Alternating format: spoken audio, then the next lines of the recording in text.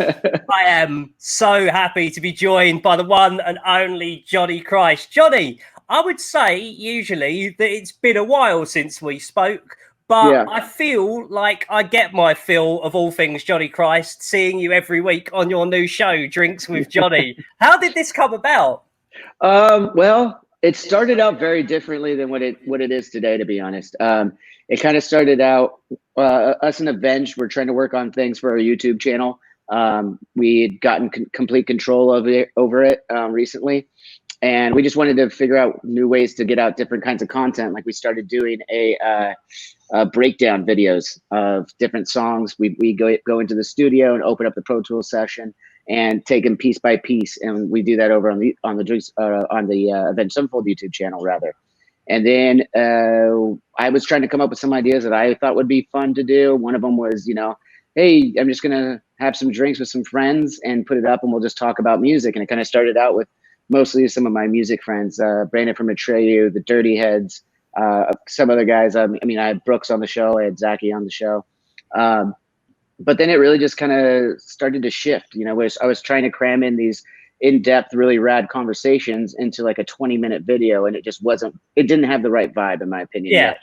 And then, at one point, my cameraman and director, Brandon, was like, we could take the audio off of these and put them out on a podcast. I didn't know much about podcasting yet at the time. So I just started diving into it, and here we are a little over a year later, and now I have my own Drinks with Johnny YouTube channel, podcast channel, .com, everything like that. And it's a new format that we've put together, where there is still sometimes there's drinks, sometimes there's not, but it's really become more about interesting conversation with interesting people, and from all different walks of life. Like being in the position that I am, having been toured for over 20 years, I feel like I have some insight even to things that I don't know, like different walks of life. I feel like I have a connection with people who are successful and have done something in their field. And I feel like I could really connect with them, and I'm getting to meet a lot of people that I haven't before, actors, comedians, sports guys, wrestlers. And it's just been awesome to get to know their side of their lives, that side of their story rather. And go on, mate. Yeah. So, and that's pretty much it. Like so as I said, sometimes people come on, we don't have a drink. We'll just, crack a water or open up a bottle of water and let's get going, something like this. And yeah, it's been amazing. Like I sit there, and some people have been on the show that are like, I would never dream of. I had Tony Khan on the show. He's a billionaire, like a legit billionaire, owns a football team, owns a wrestling organization. And he sat with me for over 2.5 hours one night. And it was just like, it's insane. Like, why does that guy give me the time, And I feel very grateful that I'm in the position that I am. But I figured, it's a good way to entertain people and maybe get to see another side of Johnny Christ. I'm usually I'm pretty much the silly one in the band anyway. But now you can really see where it comes from. I liked the concept. Kind of felt a little bit like a drunk Rogan.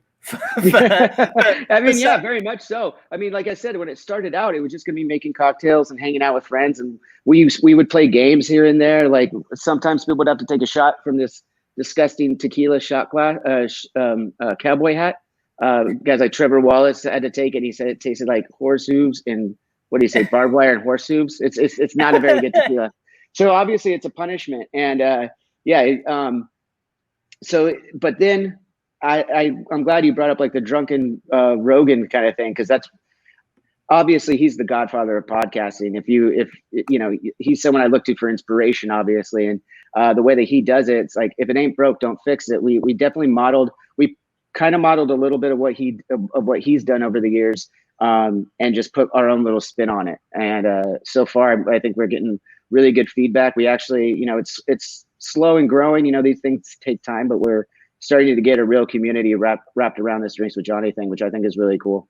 I love that, man. I love it. And especially I love that, like, you've really reached out. You pointed out, you've reached out outside of what might even be considered a comfort zone. Like, you've been around musicians for months and months at a time for years and years now. But when you go out of your way and you get Thora Birch on the show, shout out Ghost World, one of the best movies ever. She was so cool, man. Yeah, like you mentioned Tony Khan, but you have people from AEW now, but you've also got legit like people that would be recognized anywhere on earth, like the $1 Million Man and Jake the Snake Roberts. Like, have you learned a lot by talking to people from other fields, Johnny? Oh, absolutely. I've learned so much. I mean, just from those guys that you were just saying right there, I went out and met up with Ted DiBiase right before this pandemic hit. And I remember when we went to release the video, I actually had to put out like a little thing so people's minds weren't blown. I was like, yes, I am in quarantine. I was in a car with Ted DiBiase and Hacksaw Jim Duggan, but this was filmed before we really knew what was happening. So when I drove up there, first of all, I'm a huge wrestling fan from my childhood. Grew up watching these guys, so like a lot of times I get nervous. Like it's kind of fun to be nervous again because it's not very often I get nervous to go out on a crowd or a show or anything like that anymore. So to have that feeling again of like it's humbling, and I fucking love it. And like talking to these people, and even before the cameras start rolling, I'm sitting there talking to Ted, and I was telling him about my fandom and a little story that my dad, tricked me into going to a wrestling match. Basically, I thought I was in trouble, and actually it turns out I was going to see my first wrestling event, and I was super excited about that. But yeah, and I share those stories with them, and then they share their stories back where, kind of behind the scenes of wrestling, which why would I know anything about behind the scenes of wrestling? And some great stories of matches they've had in the past, specifically with Hacksaw and with Ted. Ted was like Hacksaw's first match in the Midwest wrestling, and he came in from Canadian League football and like grabbed Ted like way too hard, and Ted just tapped out and fucking got out of the ring. And it was just like this like rad story that like why would I ever hear that story, And then to mention Thora Birch was so awesome on the show. We had her for one of our live shows, that we did starting when quarantine happened. I was sitting at home and figured, hey, I've never done anything live. I've done concerts live, but I've never done any live talk show kind of thing really by myself. So now is a good opportunity to see if I can actually pull it off. And we got some really great guests to come on live. We're going to take a little break from the live stuff actually, and focus more on the pre-recorded. And I'll probably have Thora come back on for that. It's funny. We started talking. She was going to come down to Huntington Beach and have a beer with me and have a chat and a full length one. The pandemic hit, and I was like, well, I still want to talk to you. Can we just do a shorter like live one virtually? And that's kind of where a lot of this started from, right. Of going live and then having those conversations, man. They're just such cool people, and then other actor, Ethan, fucking why am I drawing a blank? Ethan from That Thing You Do. Right. And he comes on and like, I've never really talked to too many actors, really. I mean, a couple here and there at award shows, but not really. And then to hear them kind of speak on where their inspiration came from to becoming an actor, where they first were picked up, where they first were noticed, and that behind the scenes stuff is very interesting to me, as well as getting to know who these people really are. Like, okay, so I know you're a really good actor. What else do you do? And like, what else fills your day? And you end up finding a lot of commonalities with people, and that's just so intriguing to me. I've got more drinks with Johnny stuff to come later on. People will lynch me if we don't get talking about Avenged Sevenfold. Funnily enough, before we started recording, I pointed out to you that City of Evil was 15 years ago this weekend just passed, and you hadn't realized until the post started flooding in. Does it not feel like 15 years ago at all? No, man, it feels like yesterday. I mean, I can remember everything that happened from that record. I mean, it was obviously, that was the one that propelled us. I mean, with the breakout of Backcountry, that was, we had a platinum record out of it, and it still sells pretty well. It's obviously probably one of our most popular albums. I don't even know anymore. Yeah. But yeah, I mean, it really propelled our career. We came out with Backcountry was swinging, and we were on TRL for the first time. We were at MTV Music Awards, and we got our first Moon Man, our only Moon Man actually. And it was just wild because I think I was all of 21 years old maybe at that time. It was 15 years ago. Yeah, I was 20. I wasn't even legally able to drink at that time. yeah, no, and then just going out to the like getting recognition from some other high up people, and Mm. rubbing elbows with those kind of people was just like, I remember being 20, like, why am I here? Like, this is insane. Like, we just put out a record. We came off of Waking the Fallen, which had done really well for us. But I remember when Waking the Fallen hit like 100,000 copies sold. We got a limo and partied like it was the craziest thing that's ever going to happen in our lives. And then a couple years later, we released City of Evil, and obviously the rest was history for us. See, so I'm a long-term fan, but I wrote your introducing feature on Waking the Fallen for Metal Hammer, right? Yeah, Back in the day, and yeah, it felt like something was brewing while you were on Waking the Fallen. I'll ask you about that in a minute, but I wanted to ask you first about the making of the record itself, the making of City of Evil, because while on the one side you'd had this big international breakout success. I'd seen you play in the UK from Reading Festival, the Underworld, like a support tour alongside the Bronx. There was a bunch of cool stuff that happened at that point in time of your history, but it was also quite a tumultuous time as well because Matt's voice blew out at the end of the Waking the Fallen cycle. yeah. So, He had a couple of issues at the end of that. Yeah. so what was the feeling like when you were going into the studio and you had these songs written for City of Evil? It was very different, man. I think it was a time when we realized who we wanted to be, and really figured out our identity. I mean, we kind of were, as you said, on Waking, we were figuring it out still, I feel.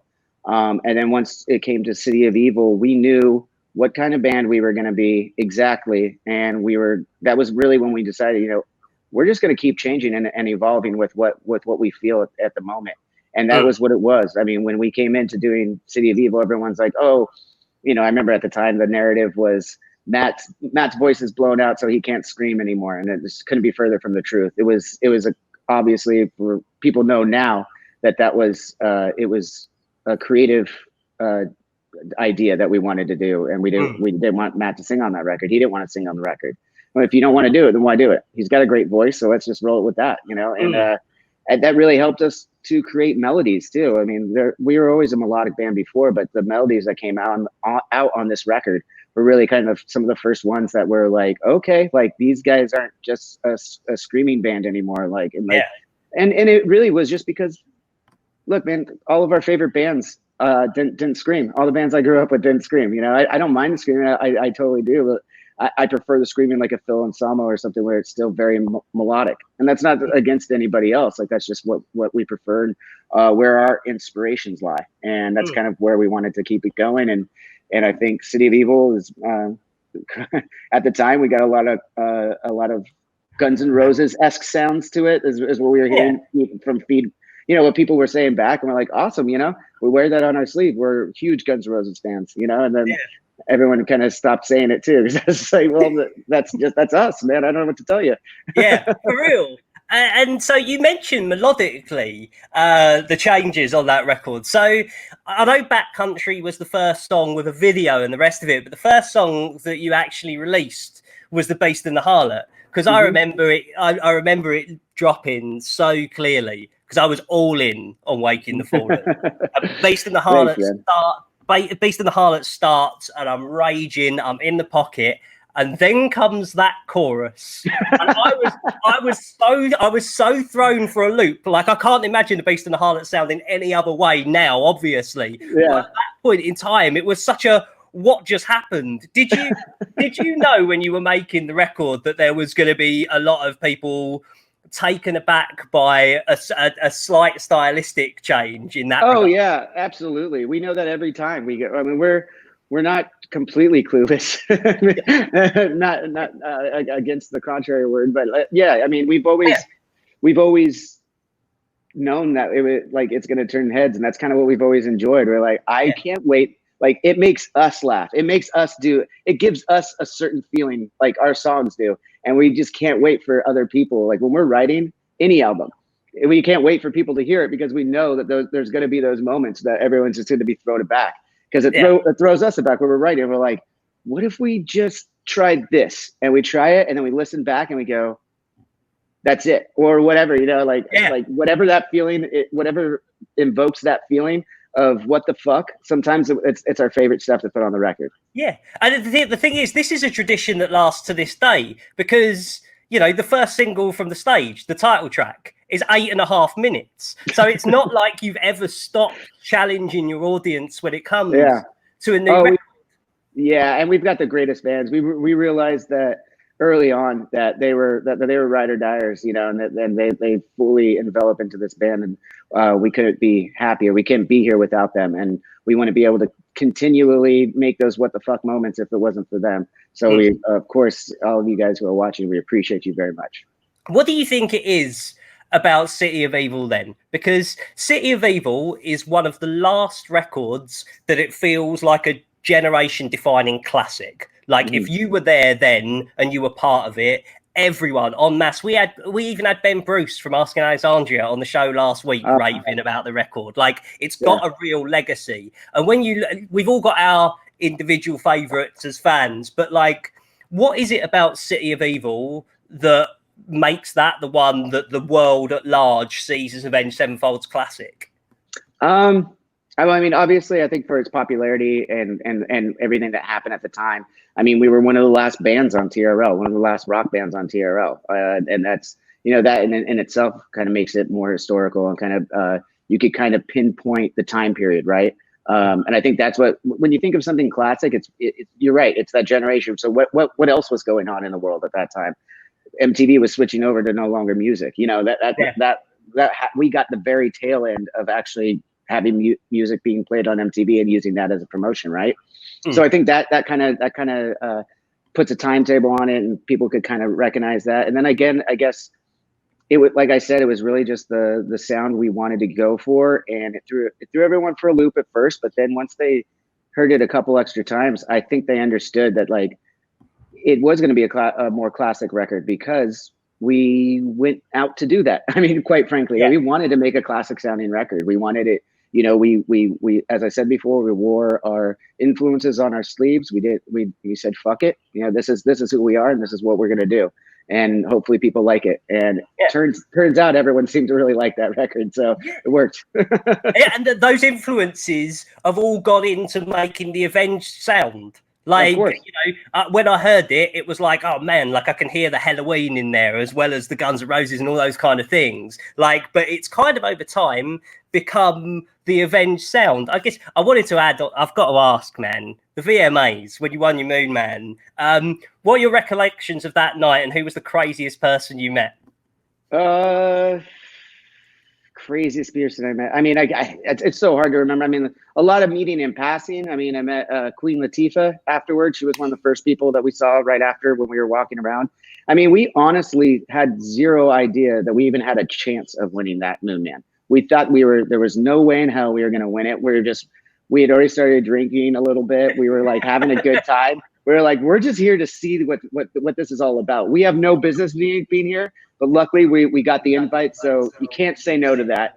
We're gonna go and just see what we can see. What does all this mean, And then when they started walking out with 5 Moon Men, we were like, nobody else is up that has 5 people.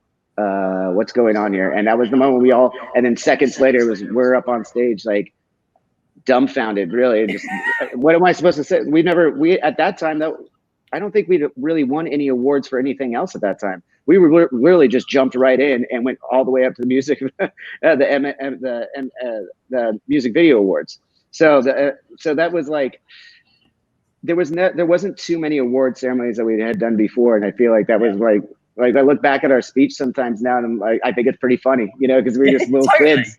We were just kids, man, and we didn't know what the fuck to say, and I was honest. And it's like, having been interviewing you for all those years, that speech, that moment is so indicative of my memory of you as people at that time as well. Yeah, it totally captures.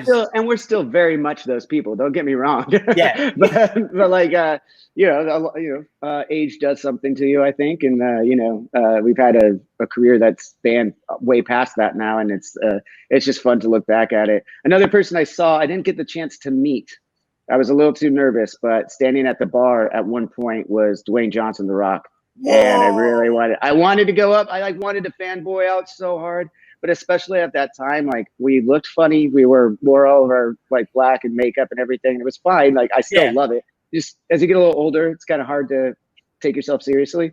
Yeah. Um, and yeah, so going up to the Rock just seemed like I didn't want to bug him. You know, I'd had like a small amount of celebrity of some kind, and Yeah. people come up, they're like, "Oh, you don't want to bug people. You know, they're just trying to be normal and everything like that." But I missed that opportunity. I hope I get another chance sometime down Yeah. the line to do that one too. Future guest on Drinks with Johnny, mate. I love it. I just had his tequila for the first time. Have you had it?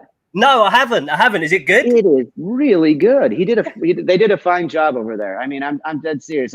It's not like he's paying me or anything like that. I don't even know the guy, but his Yeah. tequila is really good. It was like Patron without the bad aftertaste. Is what it's smooth as shit. It was awesome.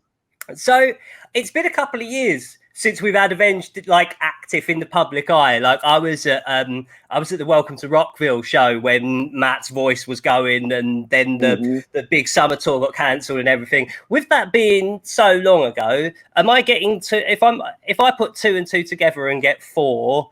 You should probably be pretty deep into writing or new material at this point. Yeah, I mean, we've been working for a long time on new material, and I can't verify how far in we are, anything like that. Just simply, and it's not because I'm trying to be secretive or anything like that. Or it's really there's so much going on in the world right now. For me to get people's hopes up, and then something has to switch last minute. Yeah. We can't. I would be very irresponsible if I gave any kind of inclination of where we are in the process.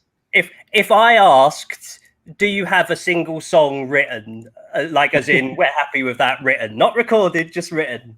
There's stuff. There's stuff.